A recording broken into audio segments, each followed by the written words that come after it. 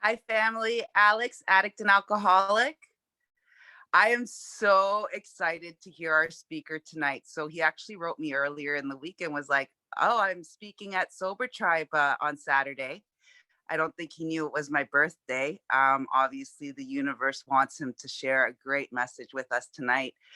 We've been talking a lot about, well, I always talk about it, and, doing a lot of reflection today on my 42nd birthday. Again, the greatest gifts to me in my recovery have been the connections I've made. And certainly during these unprecedented times, we've been kind of forced. But the power of connection is ever more prevalent in my life. Look at us Zoom. Tom from Ottawa is here with me. I knew him before all of this. And Todd's somebody too that I've known since the onset of my journey when I jumped on Instagram. I think he's been following me for the last over 3.5 years, almost four, God willing. Um, but the connections I've made, and Todd being one of them. I've never heard his full story. I've heard bits and pieces of it. I can tell you he's a rock star for sure. He wears this really really funky purple suit at every one of his milestones, and I always comment on that suit. And he has rocking socks too. So if you guys don't follow him yet, follow him. But no, just a wealth of wisdom already, and definitely made an impact in my life.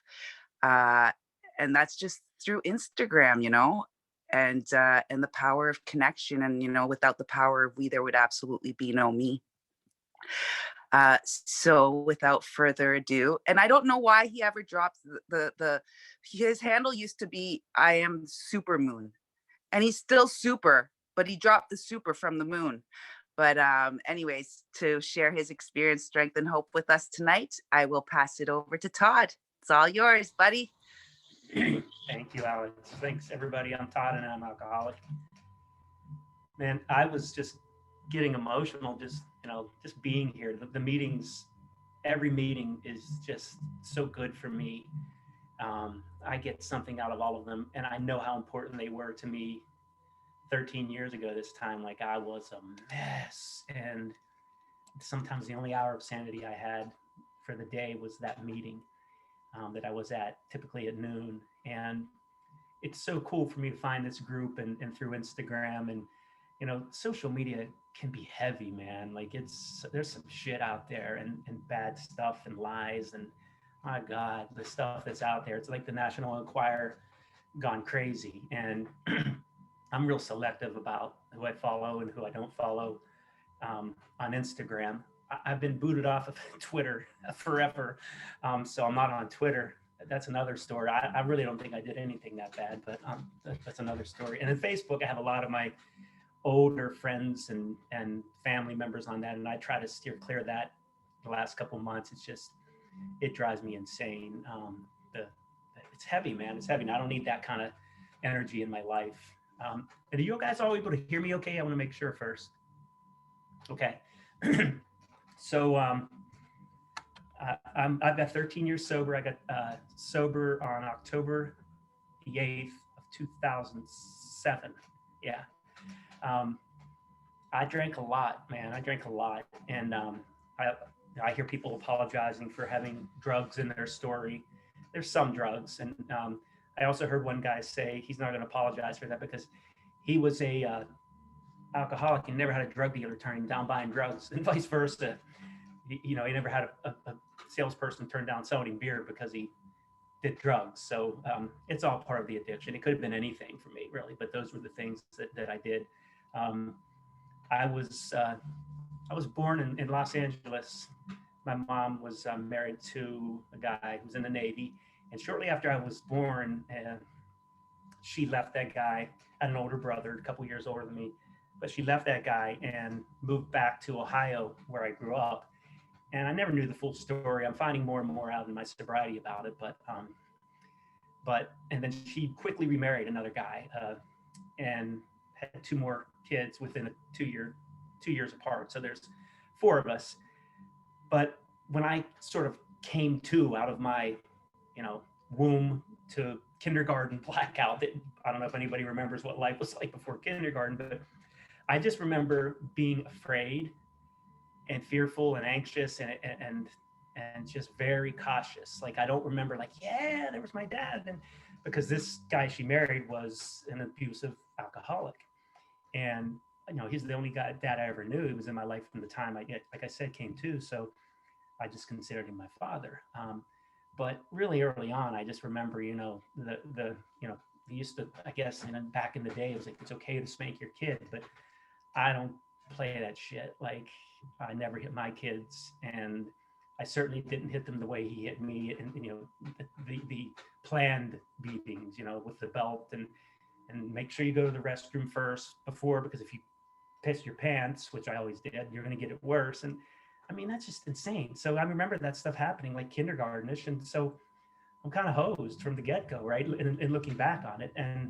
Um, and I just grew up fearful of him. And it was always something like it was, the police at the house. We're going somewhere to spend the night somewhere else. As we got older, my mom's taking us to a hotel. Like and just as the way it was too. I never thought, why isn't she leaving him? Why are we not doing something else? It's just the way it was, and I accepted it. And man, that stuff is hard on a kid. And I've read so much stuff in my sobriety, because when I got sober, I wanted to know why it happened. And I did, because I knew right away when I stopped, I was done, because I had tried to the max to filter myself with booze and drugs, and it just stopped working. And I knew it stopped working because I tried right up to the last day to say, well, maybe this one will work. And then when I woke up the next morning after my last drunk, I'm like, damn, it didn't work. And I knew it. I'm like, I'm screwed.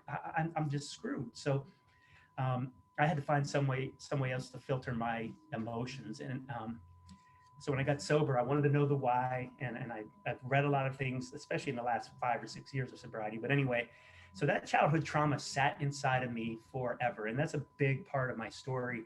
And I'll get to that more later. But that is my why. That is the root cause of my addiction. I know it. I'm certain of it.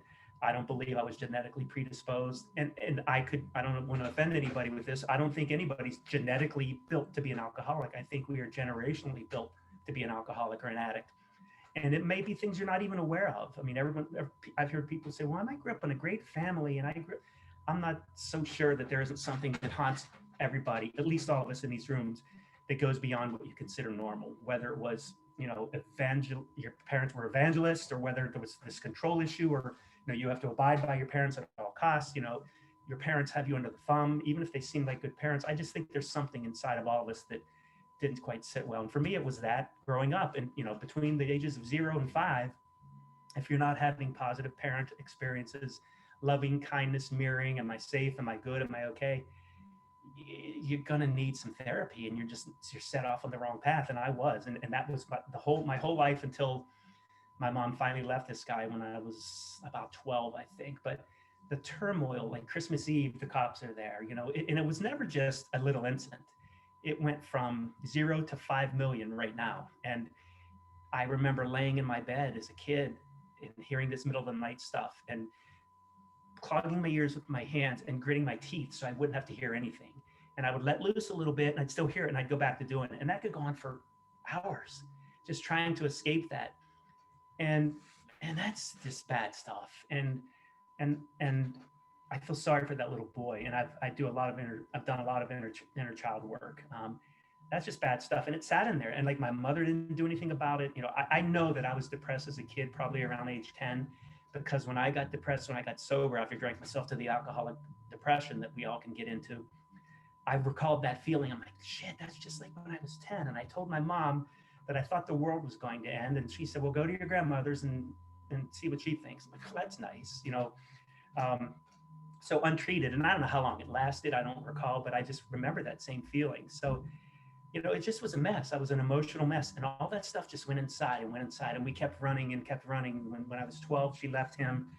And I hadn't drank or anything. I wasn't one of those 8, 9, 10, 11-year-old drinkers. But when she finally left him, I'm like, okay, so now we've got a better life. But it never got better, because that stuff is always in me, sitting, boiling up, unhealed. And so every decision that I began to make in my life was based on trauma that was sitting inside of me from birth, basically. So as a teenager trying to fit in. We moved around so much. I think I told somebody once, maybe lived 8 different places by the time I was like 16. Just no settling. And I'm not saying, if you move a lot, that's a bad thing, but just the way we moved, it was always on the run. So still running from the trauma, running from the abuse, running from the neglect. And my mom, she was part of it. She was abused too, but like, I got kids, and if somebody lays a hand on them, it's on. Like, it's done and it's on, and it's a full on. And I know you hear like times were different. Women didn't have any places to go. I'm sure there were a lot of women who left their husbands back in those days because of those types of things. So, I still don't have a super relationship with my mother. It's loving, but it's just not as close as it could be because of those things. But so I got into my teen years, and I didn't drink. My older brother, they were always getting high. It started like when I was in 7th grade. I started getting exposed to the things that were happening. My older brother was always getting high and drinking. My next to youngest brother was always smoking and drinking, and I just couldn't figure out like what the hell's going on. Finally, around, I don't know, age 16 or so, that's when the drinking age was 18. I'm dating myself. Got a fake ID, and I had a couple of times going out with people, getting some beers, and I never liked the taste. That's one thing about me. I'm so grateful I never liked the taste of any booze, because it would have been more difficult for me to quit. Like, I have no desire to taste a beer or alcohol or anything. I just forced it down. I might as well have been shooting up. I did like the feel of cocaine in my nose. That still makes my mouth water today when I think about that. But fortunately, I didn't have enough money to take that to a different level. But anyway, so I did some dabbling in drinking. And my mom, we moved a lot. There was always a different boyfriend. And I don't mean this as a slam on my mom. It just is what it is. There was just no settling. Always on the run. I didn't realize we were on the run. I just thought, well, we're away from that now, and it's going to be better. So I ended up quitting high school right before my senior year, and worked at a thoroughbred horse track. It was down the road from where we lived. And I did that for 2 years, and I always wanted to be a jockey. Like, I'm going to be a jockey, and that didn't work out. I realized that pretty quickly. I was far too big, pretty quickly. But so I worked at the track a couple years, and then it closed. And there was hard economic times in the 80s, and I just kind of hooked up with a new set of friends, and they were like juniors and seniors in high school, and I was just a couple years older than them. So I actually went back for my senior year, like after 2 years out, and it was, I wouldn't recommend to anybody to quit high school, but had I finished my senior year, I'm sure I wouldn't have gone on to college and done some of the things I did. But it was a real, eye-opening thing for me. I started to make some friends that I didn't have at first because of all the moving around, and a lot of it was based around drinking and smoking dope. But it was fun. Like, I didn't have any consequences, fortunately. I mean, there were a couple car wrecks that I didn't have a consequence for because I just didn't die. I mean, the car happened to spin and land a certain way, and I was thrown across the car and could have gone over a cliff if I'd gone the other way. So, I say there were no consequences, but they were really close. There were a couple of times where it really could have ended up dead. And then I went on to college, and I loved being in college. I loved being around people. I loved being away from my past. I still had never dealt with it, but I thought, it's past. I'm okay, and it's gone, right? I had no contact with my stepfather. And I went on to college, and it was a really good experience. And we drank a lot. I was voted or elected as the social director for 4 straight years because I had a 1974 Bonneville that could carry 6 kegs, 4 in the back seat, 2 in the trunk. And I went to a little college in West Virginia, and the roads back there between West Virginia and Pennsylvania, winding and up and down, the back bumper dragging on some of these back roads, lugging these kegs back to our parties. But I had a good time, and there was a lot of inappropriate stuff, though. Just unfaithful to girlfriends, just drinking excessively, cocaine, doing those things. But I just figured this is what you do in college, and I got out. I mean, I got out in 4 years, right? I did it. So I was, again, no consequences. I knew I had to get out because I had no other where to go. Like, I've got to get out of college and get a job. And in my senior year, the summer of my senior year, my mom had moved from Ohio to Florida. So I really kind of had no place to go. And I'm like, okay, she's moving, and like, I got no place to go. So a friend of mine who was a gambler at the track, there's a hotel in a resort by the track, and he had a room there all the time. And he said, well, you can just stay there. So I basically lived at a hotel my senior year of college. And when I come back, my grandmother also lived around me, and I stayed with her a lot too, but I could go there if I needed to. But so my senior year of college, I was living in a hotel. I loved it. I mean, it was great. You know, the beds were made, and and had a lot of fun. And I met my wife at the time, my ex-wife now. I met her in a bar and connected. And right away, like, I met her in a bar, and this was the summer of '87, and we went back to her house. It was like midnight, and I was like, so we can sit out here? She's, no, we can go in. I'm like, well, what do you mean we can go in? She said, well, I'm sure my parents would rather we go in than sit out here. And I was thinking, I'm in. I'm keeping this woman because I'm allowed in her house. Like, I wasn't allowed in other girls' houses. Like, I just was that guy. And I'm like, okay, great. So, you know, that was on. I knew right then, like, I'm going to hold on to this one.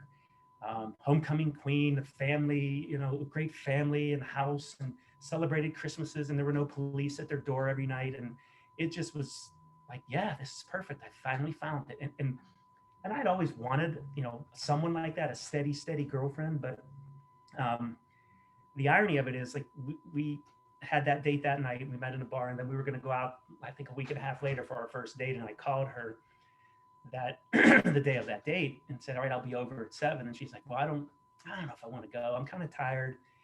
And me today would have, like, hung up on her. See ya. Okay, goodbye. But me then, the needy me, the codependent me, the anxious, fearful me, okay, I'll give you, think about it for 15 minutes, right? That relationship was doomed from that moment on. And I did everything I could to cling to it, because it wasn't just her, it was everything she represented that I didn't have. So I basically talked her into going, and we kept going out and ended up getting married. But I look back on it now and think that it was a big mistake, but that was my dis-ease, you know, my disease, and my wanting something that I had to have to continue to run from my past. So we dated, and I got out of school and moved to Columbus, and she was going to high state, and she graduated, and we got married. And when I first got married, I mean, I drank weekends, and I drank hard on weekends, but I didn't do anything, you know. I was pretty straight for me, right? For me. And she used to complain, and I was like, man, you know what? When you met me, I was living in a hotel with cocaine in my pocket when you picked me up, and boozing it up. Like, so I think I've gotten a lot better. And I had a job, and I had a college degree, and it been on that way for a few years, right? And I'm not saying I was perfect. I wasn't faithful. I don't know if she was or not, but you know, and your soul can't take that stuff. Your soul can't take those alternate environments. You know, it just can't. You know, that kind of stuff, and it eats you. It ate me alive, as much as the booze was starting to eat my body alive eventually. So we, you know, things were good, and we bought a house, had a kid, had another kid, and then right about the time, I forget what year it was, 1999 maybe.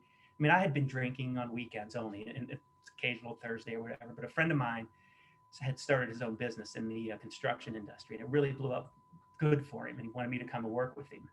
One of my best friends from growing up, and so I did. And that was the key moment. That's when my alcoholism took off, because I was kind of done by noon every day, sitting in the office with these construction guys, and I'd been in the, you know, the white collar world. And by noon, I'm like, what am I going to do? And I'll go eat some lunch. And I ended up going to this bar every day. And, you know, every day at noon, I started to drink. And that's when it really started for me. And I didn't want to stop. I didn't feel like I needed to stop. But, you know, he and I went hard. And he, you know, we would drink, we'd do coke. Actually, he would smoke crack, and I would do coke, because I didn't want to be as bad as him. And that led to some bigger things for him. OxyContin, that's when that stuff was hot. And it just was, I mean, it was on. It was full-blown alcoholism and drug addiction at its best. And then 9/11 hit, 9/11 hit, and everything went bad. His business went bad. It went really bad, and the business failed. he started really hard down the drug addictive road, the OxyContins and everything else that you could do. I don't think he was in heroin yet, but um, and I really started just drinking more and more every day, drinking, drinking, drinking. I eventually got another job and moved on, but I was really in the full midst between probably the year 2000 to when I quit of just everyday drinking, and didn't see a need to stop because I mean, it was like there were no consequences, on the surface, but my soul was on fire and it was being eaten alive in my body. It was starting to affect me. I could feel my kidneys and things kind of sore. And so he and I kind of became estranged because it just didn't end well. Like, they tell you don't go work with a family member or a best friend because, in case something doesn't work out, it just went sour. And one day when I came home from work, I actually was drinking. I was telling my wife that I was working at some place that being a salesman at this place, but I wasn't. She came to the back door and she told me, she mouthed somebody died. I'm like, what? And his name was Pat. She said, Pat died. And I just was floored. They said it was a heart attack, but his wife a few years later come out and said it was a heroin overdose. And I know he had gone down a bad road. So, that was just the beginning of me seeing people in my life die from this disease. I had an uncle who died from this disease, and my gram said it was a heart attack. My Uncle Joe died from alcoholism. And the irony of that is, of him and my relationship with him, my Uncle Joe, is he was my favorite uncle. My mom had like 4 brothers and 3 sisters, and I loved Uncle Joe. He treated me the best, and I knew he was a kind, gentle soul, but he was a lost soul. But man, he loved me, and that's really what I needed. Mostly, that's what I needed. But when his son ended up dying from the disease, and I could see the alcoholism in my younger brother, I could see it in other people around me, but I just didn't see it in me. So after Pat died, I just kept doing what I did. And then finally, my wife at the time was like, you're always drinking. And I'm like, so what? Like, I'm okay. I work, right? And, because I did finally land another good job after the business failed, and I was, a fake salesman. And I was paying bills, I had a house and cars and stuff. And I just kept drinking, lying, cheating, stealing. If I could get money illegally, I was getting it. If, I was lying and cheating on her, it just was a mess. And she wanted to have another baby. It was a few years, my oldest son's 24, my middle's 21, and my youngest is 11. But at the time, when she wanted to have the third child, we were trying, and she just kept miscarrying. And I don't know if it had anything to do with what I was doing to myself, but it just didn't happen. And it's just, our relationship turned sour, and I just, the booze started to stop working for me, and it was freaking me out because I would wake up and have these anxious feelings, like, what the hell is going on? I think we went to Disney in 2006, maybe, and I was afraid. Like, I was in Disney World, and I was afraid. Like, they don't have booze there, and I wasn't used to it. Like, I had these fearful things going on. I'm like, what's going on? And I still didn't associate it with alcoholism. And then we get back to the hotel and I'm drinking. And I'm like, I'm good. But that was the start of the fall. And I had these fearful moments and anxious. And it got to the point over the next, year that, like, I just couldn't focus. And it was anxiety and fear and depression hitting me. I drank myself, straight into oblivion. I was 42. And, I later found out that's about when it starts to hit you, right? I mean, you can come into the rooms at any time, but, physically and emotionally and neurologically or whatever, I learned in therapy, that's about when it starts to happen. And I just still never thought it was alcoholism. And then, I slowly, over the last few weeks of drinking, started up in the middle of the night Googling AA and alcoholism. And I was like, oh man, maybe that is it, right? And I thought I had a sinus infection. I was like, well, maybe I've got a sinus infection. That's where this stuff's coming from, because I couldn't taste, I couldn't smell, I couldn't breathe very well. I couldn't sleep. I couldn't stay awake. Like, I was just a mess. And so I had to, went into the doctor. He said, well, you do have a little bit of a sinus infection. He gave me some pills and said, you can't drink on these. And so a day after not drinking, I'm freaking out. I'm like, these pills aren't doing good by me. I called the doctor. I'm like, something's wrong with these pills. But it was me not drinking. And so a few more weeks went by with that, and nothing helped. Like, I started to really panic and become like almost neurotic.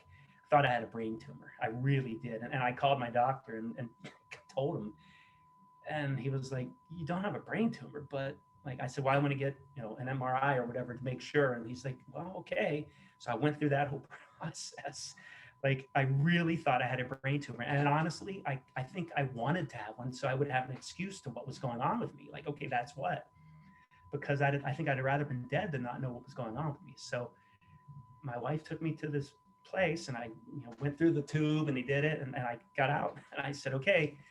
And I went to the front desk. I'm like, what's the results? She's like, we don't have the results right now. You're gonna have to, you have to wait. So they called me like the next day and said, it's all good, no brain tumor. And I was really like, shit, damn, well, that's out. Like, what could this be? I was kind of disappointed. I wanted an answer. And then in the next few weeks, it just got bad. I just couldn't concentrate. I couldn't focus. And one night, it was the middle of the night, about 4 a.m. I went down to the computer and I Googled AA and Alcoholics Anonymous again and alcoholism. And I went upstairs in the bedroom and I woke up my wife and said, do you think all this stuff that's been going on with me is related to my drinking? And she said, I've been telling you for a long time that it's too much. And right then, man, it hit me. Like I just was flushed with emotion. Like I knew I was done. And I was done drinking. I was done. I had no desire to do it again. I had no intention of doing it again.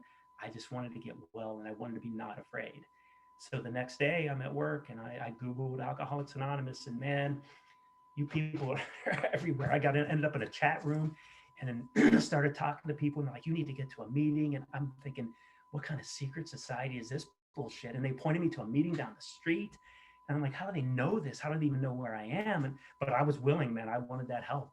It just was freaking me out. Like all these people wanted to help me and it felt good. I was like, all right. So I crept down 2 blocks down the street from where I worked downtown Columbus and found the church. And I'm kind of like, I don't need to be seen going in here. Like I'm a businessman and a working professional. And there was a woman outside standing and I guess she kind of looked like an alcoholic. I don't know. I whispered to her, like, is there an AA meeting here? And she said, yeah, it's in the basement. Follow me. And she said, you don't have to whisper. and I went into that basement and, most people go, oh, I knew I was home. I went into that basement and thought, what in the fuck is this? Like, really? I mean, this was a rough meeting too. This was like a lot of transients, a lot of shelter people, but there were also attorneys and people that work for the city and the state because that's where the downtown offices are located. But I just knew, like, I don't know, man, but I'm desperate. And I sat in the meeting and I didn't know, like, when it started, is this like an all day thing? I didn't know meetings were an hour. They're going through their stuff and everyone, they do the whole thing, anyone's first time, and I'm in the back corner hiding, crying, yeah, me. And they start talking, and the first guy to talk told my story. Like I knew, like, wow, I immediately connected, like, damn, right, this is good. I'm meant to be here. And the people come up after the meeting, and you need to get to IOP, or you need to go to treatment, or check your insurance, and just the help. And they gave me the big book with all their names in it, and I was like, all right, this is great.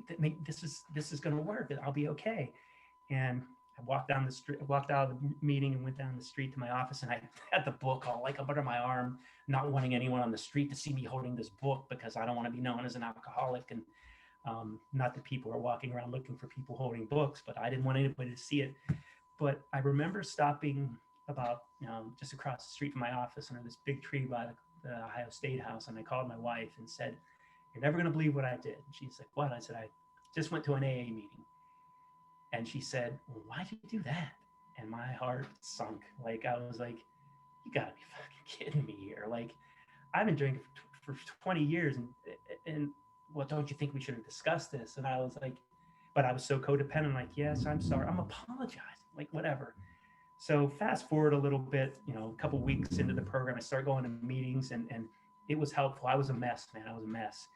And I remember a couple weeks into it, I was talking to my wife and she just couldn't understand it. She hated the fact that I was in AA and it had changed everything. And I mean, it was hard, I get it, but I was so a mess. And it's like a week and a half into it. And I was in the living room with her and I said, I need you to be my rock. I am going to die, I think. And she looked at me and said, I don't think I can. I don't understand it. And my heart sunk again. And in hindsight, that first date, well, I don't know if I want to go, to I'm in AA, I need your help, I don't know if I can be your rock. It just pointed to what eventually happened when we got divorced. It just wasn't going to work. And, I was kind of alone in my sobriety in terms of home life with it. Now, her parents understood and they were very supportive. But she was always caught up in the stigma of it. Okay, you're not drinking. Okay, like a few weeks. And I said, well, you think it's weird I'm going to these meetings? Like after a month, she said, I'll think it's weird if next month you're still doing it. And well, here it is 13 years later, right? But so I got well, and we tried to have another baby, and that worked out. I went back and got a master's degree in college because I was like, I needed something to do with my time. And I never had a problem with any types of relapsing or any wanting to. I just needed to get through that first year, and I did. And I went to meetings, I talked to people, I called, I was relentless. I tried to keep a good attitude, and I got well. We had another baby, and it was wonderful. And then 4 or 5 years into sobriety, I started getting a little restless and wanting to lie. I wasn't drinking, but same behaviors and stuff. And my oldest son in 2014 was going off to college, and he went to college his freshman year up in New England. We took him up there, came home, and that night, about 4 a.m, my newborn, he was about 2 years old at the time, I went to his bedroom and gave him a hug because he woke up. And I felt something flush over me like the first day of sobriety. And I was like, oh shit, what is that? I knew something was back. And then next morning I woke up a few hours later, and there it was, that same feeling I had on day one of sobriety. And I was so afraid. I was like, I don't know what to do. And I hadn't been going to meetings every day and everything. So, of course, I run back into AA, and I just didn't know what come over me, but it was this depression and anxiety and fear. And what it was, I found out later, was, my son going away was part of me going away. It's part of me, the codependency of that's who I am. That's my identity, my kids, my wife, and all this. In sobriety, I just never got to find my true identity, which we all need to do. So it was awful. And I was afraid to tell my wife because I'm like, oh my God. And a couple of weeks later, she's like, we're going to breakfast. What the hell is going on with you? And I was like, I think I'm depressed. And she was like, well, you need to pull up your pants. We have other kids. I'm like, Jesus Christ, man, how about some fucking help? And I fought through it for a few more months. And finally, 6 months in, I talked to my therapist. And I always had seen a therapist. I'm like, I can't do this. I don't want to take meds, but I'm going to have some meds. I cannot do this. I mean, it was worse than early sobriety because I knew what early sobriety was caused by my drinking. This, I had no clue. And so she put me on some Lexapro, and man, about a month later, the relief came, and I was good. I was like, okay, maybe I just need those things. And I was so grateful just to not be depressed, and I was okay with him being at school, and things were good. And I thought, well, maybe I just have to have some meds to balance myself. And a couple of years later, same thing happens. And I'm like, what is going on, right? What's going on? And it was just my soul crying out for more. And it was the beginning of the end of everything that I knew. It was something that should have happened in year 1 of sobriety, but it was happening, in year 8 or 9. I wasn't getting along with my wife, even though I tried so hard. I felt like I was trying so hard. And it's not all her, not all me. It's just, it wasn't there. And I was just anxious and irritable and restless and discontent. And it just felt like it was coming to an end. And I started to even be depressed more on antidepressants. I mean, this is fucked up. I'm just untreatable. And a person, I was doing some running and some things and some fitness stuff through the Heron Project. A guy named Chris Heron out of New England area. He's a former NBA guy, brought back from overdoses a couple times and speaks to kids everywhere. He's a good guy. I met him, and good friend. And I met some people through his organization, and one of them was talking to me about, I was trying to explain what was going on with me, and she was like, you need trauma therapy. And I was like, well, I'm going to a therapist. She's like, well, you're going to a CB, cognitive behavioral therapist, right? Yeah, this is specialized. I'm like, oh, but I was willing to try anything. And so I go to this therapist, and I tell her my story a little bit, and she's like, yeah, you are a victim of childhood abuse and childhood trauma, and you need to heal that shit. And AA is not going to heal it, and no pill is going to heal it. You have to heal it, and we can do that through this EMDR therapy. And it's eye desensitization. They have lights that blink or buzzers that blink, and it's very technical, and it's scientifically studied, and it works, and it's designed to trigger both sides of the brain into action, so you're not panicking and you're not overreacting, and you do it in a safe way. And when I first started doing it, I was just like, God, I hope this works, because I'm just a mess, and I'm sober, and I hate my wife, and I just don't know what's going on. And so we did a session of it, and I mean, we go back into these old memories of my stepdad abusing me, my mom not doing anything about it. And man, after 2 sessions, something exploded inside of me, and I just lost it crying. And I was like, I mean, to feel that type of healing, whew, it sends goosebumps through me right now. Like, I was so relieved, because man, I got sober and I've been on pills, and I'm not well. And I knew right then, I'm okay, and I'm going to be okay. My soul was released from this prison that I didn't put myself into that prison, but I certainly didn't do anything along the way of my life to get out of it, because I didn't know how. I didn't have the guidance as a kid, and then as an adult, I just didn't. I kept digging deeper.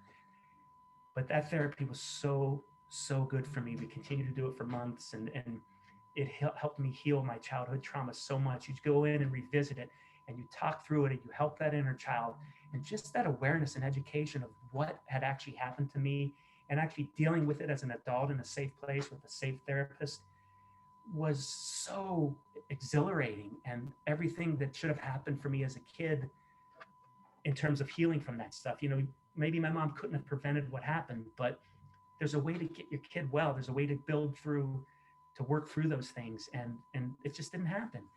And it sat inside of me for all those years, even in sobriety, and boiled up until it boiled over. I mean, I wasn't going to drink again, but I was to the place many times from year 6 to year 9 of sobriety of, I don't care if I die. Like, I'm not going to do it, but I don't care if I die. I made sure my insurances were all caught up and everybody was going to be taken care of. It.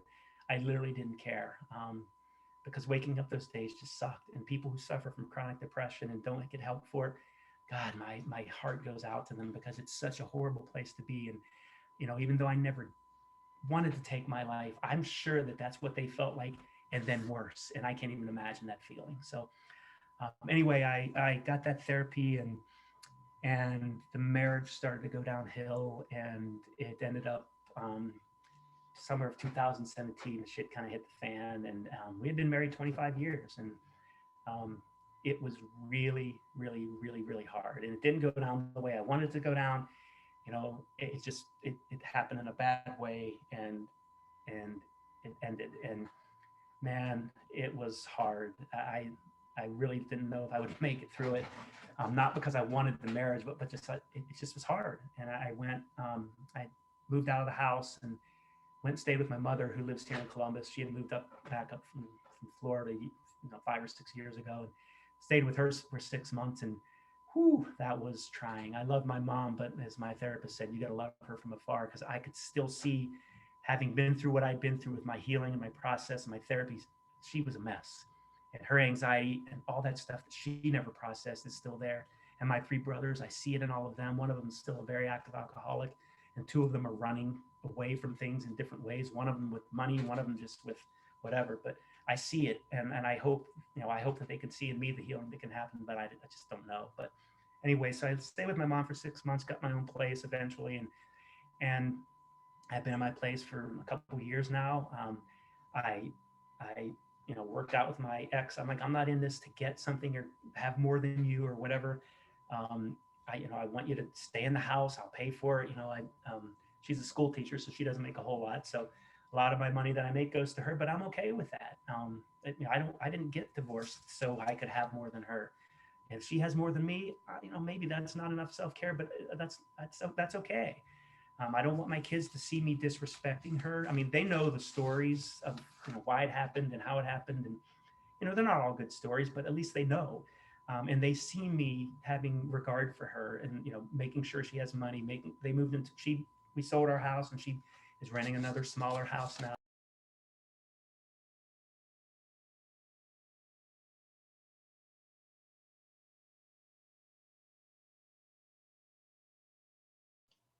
Todd, you actually got put on mute there for a little bit. There you go. There we go. Sorry. Yeah. So I do have regard for her, even though she thinks I don't. But She's still very bitter about it all, but she has to carry that herself. I think she's got things that she needs healed up, and that's just the way it is. So, but we share custody of my 11-year-old. He's with me 2 days, then 3 days, and 3 days, and 2 days. So it's back and forth. I live, less than a mile from them in our same area with the same school district and everything. And my boys are able to see me happy. They come over, my older boys, they come over and watch football and hang out sometimes, and we do stuff, and we go to games, and my 11-year-old and I have fun. I mean, I was late getting on this meeting. I got these 3 big inner tubes. We're supposed to get some snow here in Columbus tonight, like 6 inches. I'll believe it when I see it. And I get these big inner tubes that need blown up, and I'm up at the gas station waiting for the pump because people are filling their tires up. And I was swearing at these people, like, come on, you assholes. Like, I'm such a dick. I can go right from that to like, I got a fucking meeting to be at. Come on, and I was like, what are you doing? Listen to yourself. And finally I got the things pumped up, and one of them's in the back there sitting. But so I do things with my kids. I love them. I'm open and transparent with them, and I'm vulnerable with them. And along the way, since I've been divorced and since I've been in this place, and I have so many books that I didn't read before. Like in college, I couldn't even read. I had to listen to records we had to read like Death of a Salesman. I had to go to the library and listen to that shit on records because I just didn't have the attention span to read. But I've been recommended a lot of books. Like Jungian psychology is just sits so well with me about the soul and your essence and your true essence and your shadow. And I'm just so into that stuff because I know that we all really are made of this stardust, and I believe we all are in eternity now. And occasionally when this moment hits us, I used to think I'd get it when I was good buzz. Like, I got to admit, I had a couple buzzes where I felt like, yeah, this is eternity. But that shit didn't last long. But there are times now when I'll get this high inside of me. I'm like, damn, like I feel eternity because my soul is still, and I know it's there, and I know I'm in it. And I think that's where we go. No, I know that's where we go when we leave this body. Like, we're this spirit in this body, and we are lucky because we've had to go through so many trials that gets us to a place where we want to know that place. And we might not have it all the time. We might get it once a day. We might get it once a month or once a year. But I can tell you in my last couple of years, I get it a lot. I still have some moments where like I'm in a funk for a few days, but I get that high of I'm good, I'm okay, I'm loved a lot. And it's because I know my soul is good. I'm reading a book now called Seed of the Soul, and talks about the 5 senses and the multisensory personality. And it's really the soul. I mean, it's who you are and your spirit. And, there's so many things that, dogs can smell 1,000 times more than us. So apparently there are things out there that we're not aware of. We can't see, we can't smell, we can't touch, but they're there. So we just have to let go a little bit and try to experience that stuff. And it's freaky and it's weird. And when I talk to my kids about it, like, Jesus, criminy, Dad, come on. Like, please don't talk like this to other people. But, at the end of the day, I'm a mortal physical human species. But I know my soul is forever. And I have found it, and that EMDR was the way in. And I'm not perfect, and I still I don't have any desire to drink. Occasionally, I'll get some ideas like I could cause a lot more chaos with stuff other than booze. I don't need booze to disrupt the world. I got a lot of other good things that not good things, but things I could do and say and be part of that would disrupt my life and everybody else's around me. But I have a thing about buying tennis shoes, right? I go on Nike.com. There's the sale. Do I need another pair? I got 20 in the closet. Nope. But it's a lot cheaper than an 8-ball of cocaine, right? And I like my shoes. I like my socks, like Alex mentioned, like these Stance socks. They come in all colors. I'm like, I ordered these things and they come in the mail. I'm like, yes. Like, I got pink ones and purple ones and red ones, and I don't know. It's just kind of, I guess it's my thing, right? And I'm a sugar addict. I know that for sure. Since I moved out, right, I'm not a good cook, so there's a lot of takeout. And the other day I discovered you can get this cookie dough that has special pasteurized eggs in it and special flour, so you can eat it raw. Because I was like, you should never eat this stuff raw. But I Googled it, and so I get this big tub of Nestle's cookie dough, and I'm like, you can eat this raw. And I figured out if you microwave it for a minute, you don't even have to wait for the 15 minutes to bake it in the oven. You can just eat this shit. Like, I mean, and I'll go on those binges for a night, but I'm not going to self-condemn myself over that stuff, right? I'm not going to beat myself up. Like, yeah, you ate a freaking bowl of cookie dough. And you know what? 15 years ago, when it was getting ready to be a snowstorm. Right now, I'd be at a bar going, let's do it, man. Let's do it. So there's a lot more disruption. I'm not going to let my body go to hell. I'm not going to do things that kill me. But if I eat a bowl of cookie dough one night, that's fine, right? And if I buy another pair of shoes, that's fine. I'm good with that. I've seen too much of this disease hurting people around me. My friend Pat, the heroin overdose, his son became an addict, and I think he's okay now. I think he's in recovery now. I talked to Brad, a few weeks back, a month back, a friend of mine who was in Texas, 42, man. He always drank, and he was in some therapy early on in his life. And I found out that he had called one of our doctor friends, said, I'm not feeling well. And he said, well, call me in a couple of days. And a couple of days, my friend called him back and said, my belly is like this, and my ankles are 3 or 4 times their size. And the guy's like, you're in liver failure. Go to the ER and have them call me. And next day, he's dead. 42, good kid, good guy. And I was like, God damn. It's like the number of people who have died is just astonishing to me. Like how could someone know so many people who have died and been through so many bad things? But that was my world. A friend of mine died last week, and I saw it on Facebook. And the last time I saw him was on an Oxycontin run with my friend Pat, who died from an overdose. So of course these circles of people aren't going to probably end up in the best places. And I texted his sister, like, what happened? Was it COVID? She's like, we're not really sure, but he had a lot of other illnesses. And I'm sure it was drug related. People don't want to say that. I didn't want to push, but it's just, it's just so much stuff. So many people that I've hung out, literally 3 of my best friends throughout the years are just dead, just gone. And it freaks me out. And I tell those things to my kids. I'm like, you don't have to go Googling this shit, and you don't have to talk to your friends about this shit, because I got the real deal for you. I'm going to tell you how it was and what happened. Yes, I could sit and drink 30 beers and it wasn't pretty. And yes, I snorted cocaine until my nose bled, right? You don't have to go try these things. And they've seen the love and the mirroring, the positive mirroring from me that I never got. And their lives are so different. My oldest one got out of college in 4 years, no issues. He's going to grad school now. My 21-year-old's in school. He's a senior. And I just see them. I just see the way they function. It's so much different. I was so worried about, God, I hope they don't become this or that.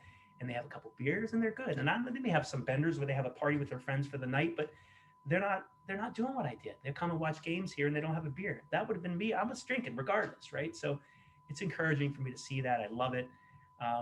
But mostly I want them to see my soul, my vulnerability, my kindness, my gentleness, the way I've healed my trauma. I have worked my ass off to heal my trauma. And people still challenge me, people close to me, and I get pissed off. I'm like, I've done a lot of fucking work, okay?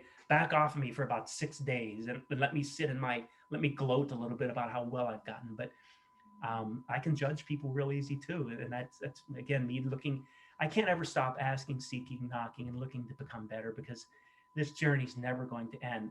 There's a finite supply of fear. There's a finite supply of money and resources and wealth, but spirituality is infinite. And I want all of that shit, man. I want it all. And I'm always on board. Every day I wake up thinking, give me some of that. Give me some of that. And my 11-year-old, when I see him around people and he's like, Dad, don't talk to that person. Please don't. I'm like, I don't know. Like, just me. Like, I just talk to someone, strike up a conversation. But the biggest compliment I think I got in all of this journey was about six months ago. My 11-year-old there was a speaker at school. He said, we had this speaker at school today. This guy come in and he was teaching, they're talking about something. And he was a really nice guy. He was just, and he paused it. He was like you. And I'm like, what do you mean like me? He's like, just nice, just a nice guy. Like how you talk to kids and stuff. And it just melted me. And I know that my older boys see that, and my ex-wife can't see it, but I pray every day for the healing of that relationship. But I know I'm coming up on time, but I cannot stress enough the power of healing the trauma and the wounds that are inside of us. And it's like God whole collective trauma is just killing our country. It's killing the world. And people have to be willing to go deeper and look beyond what they think they have. I mean, our country has been set up in some bad ways with racism and sexism and all these things. And it takes a lot of work to get through the things that have happened to our country and to us as individuals. And I'm so grateful that someone pointed out to me that I needed that to get well, because I am not going to drink again. I am not going to go back again. And I'll get in some funks now and then, but I know it's like I'm able to sit in that stuff I can sit in something for a day now versus 6 months. And you know, I've got these anti-anxiety meds that I think I've taken 2 of them over the last 6 months. They're an 8-hour thing. But I was taking 3 a day when I first got divorced. Like, it's just, I know my soul's healing up and it continues to heal, and I still have work. And I talk to my little inner child in me so much. I mean, that's bullshit. That is such bullshit what I had to go through. But I can't do anything about it in the past, but I can definitely, you know, take it and learn from it now and try to inspire others to say, you know, heal your wounds. Something's going to happen to everybody. Let's all, you know, come together. But again, I can't stress enough the healing of your trauma and moving towards stuff way beyond just not drinking. It's so far beyond not drinking for me anymore. And the vibrations that I get from the life I have now, it's real, man. And you can't explain it unless you experience it. My experience can't be your experience, but it can certainly show you what the hell can happen. And that's why I continue to go to meetings and talk and speak, because I want to be that light, man. I want to be that light for people. And I'm not perfect, but I give it a good fucking shot every day, man, of being the best I can be, and trying to change the world one good stardust, moon loving vibration at a time. So that's all I got. I'm really glad to be able to talk to you all, and I hope it's helpful to someone. And if you ever need me for anything,